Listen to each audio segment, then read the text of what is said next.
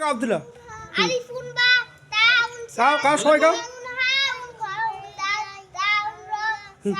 আসো না এখন গাও দাদার সাথে গাও বই বইটা